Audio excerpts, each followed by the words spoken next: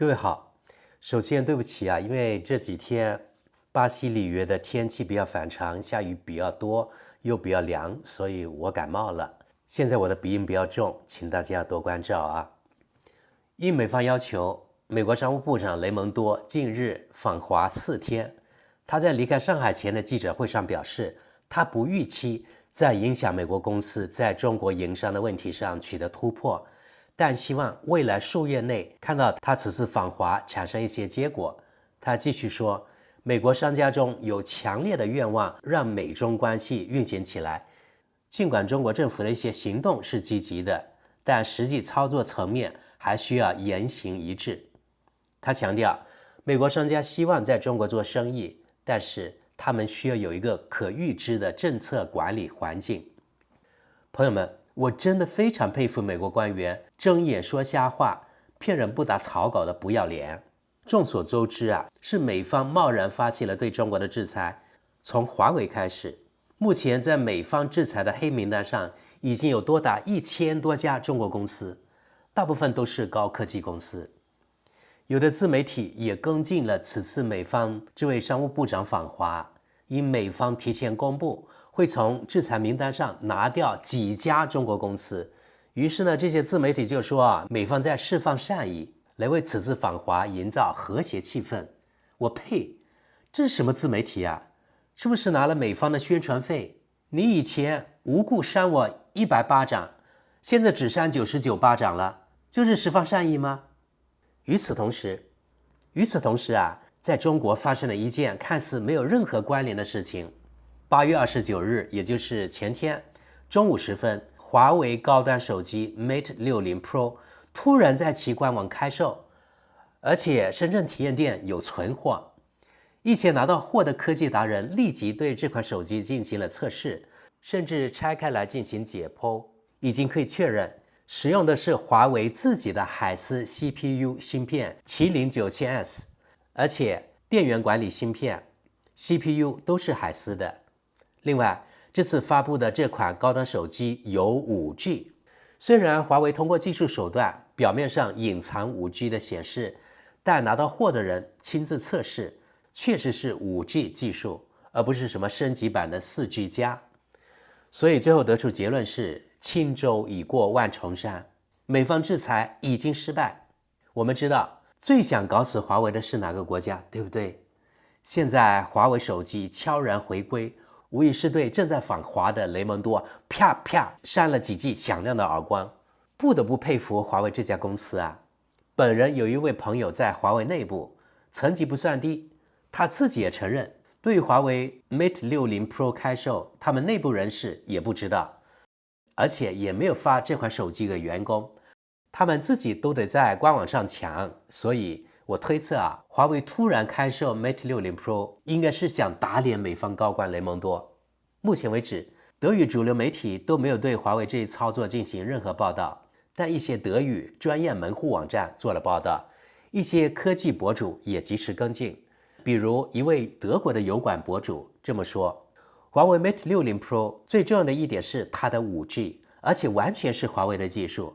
此外，它加载了卫星电话技术，可以拨打及发送任意短信，这也是首创的。估计世界上其他厂家也会跟进。这个功能平时可能用不上，但在发生灾害时，可以是挽救生命的手段，所以这个功能非常重要。此外，华为相机 Ximage， 华为相机技术也有很大提升。自从终止与德国徕卡合作后，华为逐渐开发自己的相机技术 Ximage， 它的可变光圈技术应该也是比较超前的。这位博主说，其他德语门户网站爆料说，目前虽然只有2款，也就是华为 Mate 60 Pro 以及华为 Mate 60，有具体的迹象表明，华为还会推出 Mate 60 Pro 加和华为 Mate 60 RS 的终极设计款。而且我发现这位德语博主做的华为60 Pro 视频下面收获了很多网友们的精彩评论，当中有一些坚定的华粉，我们来看看。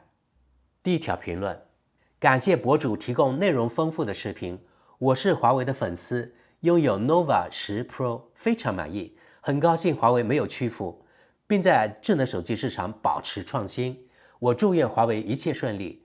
我希望华为 Mate 60 Pro 出口到德国。下一条评论，谢谢你的视频。我认为华为能够在处理器方面取得突破是一件了不起的事情。我用过 P8、P10 和 P30， 一直印象深刻，尤其是相机。华为现在迈出这一步，我可以再次购买华为智能手机了。至于谷歌服务嘛，如果你在华为自己的应用商店中查找，你可以找到很多应用。我还认为，除了苹果和安卓系统之外，现在还有第3家操作系统提供商，这是件好事。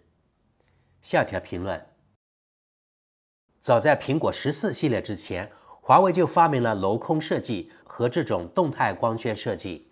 网上的推文和帖子都是这么说的。华为在2018年就已经在计划中了。这个视频不错。我现在用的是 Mate 50 Pro， 然后想升级到 Mate 60 Pro， 我觉得不会太贵，呵呵。下一条评论，华为啊，令人印象深刻，其他所有公司早就倒闭了，华为加油。下条评论，谢谢你的视频介绍。我想说，那些被判死刑的反而活得更久，即使一些特殊国家反对。更重要的是，华为想向前迈进，有真正创新和重新获得市场份额的意愿。华为加油！下条评论，这将是一款超级智能手机。我现在用的是华为 P60 Pro， 但 Mate 60 Pro 也将是超级棒的。下一条评论，我还以为你会说华为达成了协议，从 Mate 60 Pro 开始，谷歌服务又回来了。谢谢你提供的信息丰富的视频，它仍然是一款很棒的手机。下条评论，对华为的等待是值得的。我目前用着 Mate 40 Pro， 由于业务需要，我时常需要开通手机热点，因此我想继续使用 5G。 我的 Mate 40虽然掉地上了，但还能继续使用，所以我想等到另一款 Mate 40一样所有功能或者有更多功能的华为手机出现。现在 Mate 60出现了，我又拥有了 5G 和更多相机、电池，但愿也有鸿蒙4系统。现在我只需要找到我想要的颜色，要是有橙色就完美了。下一条评论，华为一直在制造最好的手机。我用过 Mate 20 Pro 和 P30 Pro， 华为手机在拍照和电池方面仍然优于今天的任何智能手机。如果华为手机还在欧洲大陆销售，三星和苹果只能卷铺盖走人了。但不幸的是，目前的状况实在是太糟糕了。下一条评论，我继续使用荣耀 Magic 5 Pro。 下一条评论，很棒的视频，这又是一款顶级智能手机。我觉得华为不再允许使用谷歌服务，真是太可惜了。唉，我用过 P8 青春版、Mate 10 Pro 和 Mate 30 Pro， 但不幸的是，没有谷歌服务，我就无法用它做任何事情，而且现在的替代并不好用或者不可靠。我希望禁令迟早会解除，但这种可能性很小。下条评论，我认为华为的创新非常棒，也非常巧妙，很多公司都可以借鉴他们的做法。就我个人而言，我非常喜欢我的 P60 Pro， 我可舍不得更换。下条评论，我与我的 Mate 20X 难舍难分啊，这款手机一直在工作。下条评论，带 5G 的 Mate 60 Pro 很有意义，这是第一款在美国技术制裁下生产的旗舰机型。下一条评论，酷，很高兴采用了麒麟处理器，因为几天前我买了 Mate 50 Pro， 它的电池很糟糕，电池的续航与苹果 SE 相当，不知怎么的，骁龙处理器不给力啊！我以前 P40 Pro 的电池真的太给力了。下条评论，这手机太棒了，预装谷歌的华为手机简直是我的梦想啊！那么对我来说意味着一次安全的购买。下一条评论，太棒了，也许这会是我的新手机。我现在有一只 P40 Pro 和一台 MediaPad 11 Pro 平板电脑，爱了爱了。下一条评论：我男友已经测试过了，可以在 Mate 60 Pro 上安装使用谷歌。下一条评论：支持华为。然后这位网友打出了3个心形的符号。下一条评论：谢谢你的视频，我现在用的手机是 Mate 50 Pro， 我非常满意。下一条评论：老实说，谷歌服务太重要了，在德国大多数用户都离不开它。如果华为能够推出一款可以做饭的手机，那也不会完全可用。抱歉呢，我真的想买一部新的华为手机，但是你看这张苦逼脸啊，然后他打上了苦逼脸的表情包。下一条评论：用不了多久，我也会再买华为手机的。下一条评论：哥们儿，用这款手机，你就可以直接通过微信拨打电话了。在中国，200元的资费可以通话200分钟，相当于29欧元。想想德国的移动网络盲区吧。下条评论：华为过去和现在都是我心目中最好的手机制造商，因为 Mate 20 Pro 太棒，我被华为完全折服了。下条评论：我用摩托罗拉取代了我的华为 P30， 非常想念华为。下条评论：是哪个叛徒提供的处理器？毕竟华为在美国制裁名单上。下条评论：很不错，但在欧洲，谁会买没有谷歌服务的智能手机？下条评论：我甚至有意识地放弃使用谷歌服务，我已经厌倦美国和谷歌很久了，完全没有任何问题，我所需要的一切都能顺利运行。下条评论：现在我想从苹果14 Pro Max 换到 Mate 60 Pro， 这是有道理的，因为我发现苹果14 Max 的电池糟透了，它的电池是所有苹果手机中最差的。